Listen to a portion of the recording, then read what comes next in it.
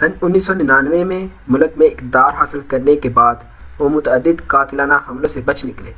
اور مغربی دنیا اور اسلامی عسکریت پسندوں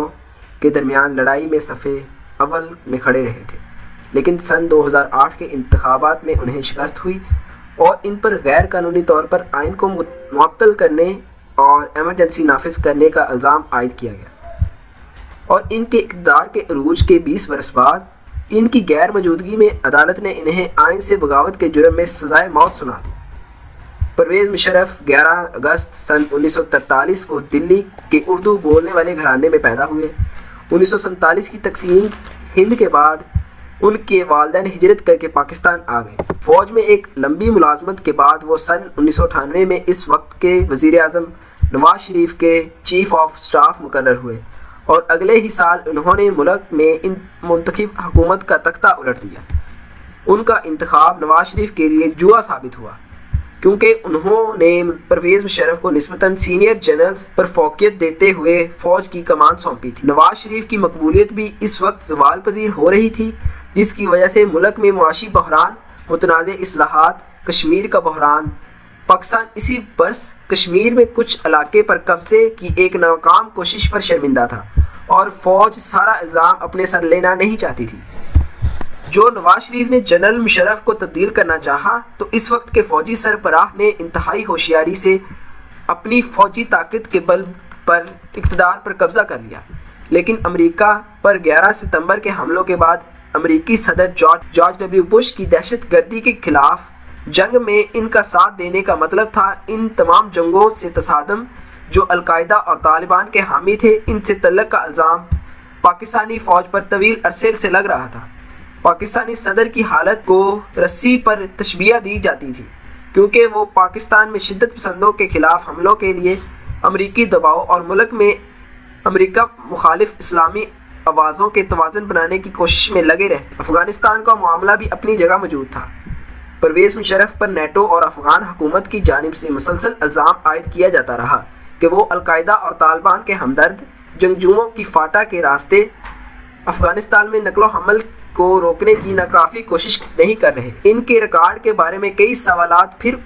سر اٹھانے لگے جب سن 2011 میں اسامہ بن لادن پاکستان میں پائے گئے، جہاں وہ پاکستان ملٹری اکیڈمی کے قریب علاقے میں برسوں سے رہائش پذیر تھے، اور مشرف برسوں سے انکار کرتے رہے تھے کہ انہیں ان کے بارے میں علم تھا۔ ان کے اقتدار کا زوال کچھ یوں شروع ہوا۔ جنرل پرویز مشرف کا دور اقتدار عدلیہ کے ساتھ ان کی کھینچا تانی سے بھی بھرپور رہا، جس میں ان کے فوجی سربراہ رہتے ہوئے صدر کے عہدے پر قائم رہنے کی خواہش کا متنازع بھی شامل تھا۔ سن 2007 میں انہوں نے اس وقت کے چیف جسٹس افتخار محمد چودھری کو معزول کر دیا، جس کی وجہ سے ملک بھر میں مظاہرے پھوٹ پڑے۔ چند مہینوں بعد انہوں نے اسلام آباد میں لال مسجد اور اس سے ملحق مدرسے کی خونی محاصرے کا حکم دے ڈالا، جس کے نتیجے میں 100 سے زائد افراد مارے گئے۔ لال مسجد کے علماء اور طلباء پر پاکستان کے دارالحکومت اسلام آباد میں سخت شرعی قوانین لاگو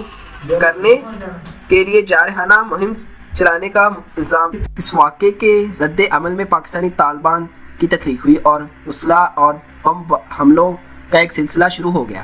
جس میں ہزاروں افراد مارے گئے۔ جب سن 2007 میں نواز شریف جلاوط کاٹ کر لوٹے تو مشرف دور کے خاتمے کا آغاز ہو گیا۔ سابق فوجی جنرل نے اپنا دور اقتدار بڑھانے کے لیے ملک میں ایمرجنسی نافذ کر دی، لیکن جب فروری 2008 میں ان کی جماعت پارلیمانی انتخابات ہار گئی، 6 ماہ بعد انہوں نے مواخذے سے بچنے کے لیے استعفیٰ دے دیا اور ملک چھوڑ کر چلے گئے۔ خیال ہے کہ اپنے لندن اور دبئی میں قیام کے دوران دنیا بھر میں دیے گئے لیکچرز کے بدلے سابق صدر نے لاکھوں ڈالر کمائے، لیکن انہوں نے یہ بات کبھی راز میں نہیں رکھی کہ ان کا ارادہ وطن واپس جا کر اقتدار حاصل کرنا ہے۔ مارچ سن 2003 میں وہ ڈرامائی انداز میں پاکستان لوٹے تاکہ انتخابات میں حصہ لیں، لیکن ان کی واپسی گرفتاری پر منتج ہوئی۔ انہیں انتخاب لڑنے سے روک دیا گیا اور ان کی جماعت آل پاکستان مسلم لیگ توقع کے مطابق انتخابات میں پٹ گئی۔ جلد ہی وہ عدالتی مقدمات میں الجھ گئے، جن میں بے نظیر بھٹو کی ناکافی سیکیورٹی فراہم کرانا بھی تھا، جس کے نتیجے میں وہ سن 2007 میں طالبان کے ہاتھوں قتل ہو گئی، جس کی دنیا اور پاکستان کو ہلا کے رکھ دیا۔ سن 2010 میں اقوام متحدہ کی ایک انکوائری میں جنرل مشرف پر الزام عائد کیا گیا ہے انہوں نے سابق وزیر اعظم کی سیکیورٹی میں جان بوجھ کر کوتاہی برتی۔ اسی برس ان پر سن 2007 میں آئین معطل کرنے کے فیصلہ پر ان کے خلاف غداری کا مقدمہ قائم کیا گیا، لیکن ایسا ملک جہاں ایک طویل عرصے تک فوج کی حکومت رہی ہو وہاں یہ مقدمہ چلنا آسان نہیں تھا، اس لیے حکومت نے سابق حکمران کا مقدمہ سننے کے لیے ایک خصوصی عدالت قائم کی۔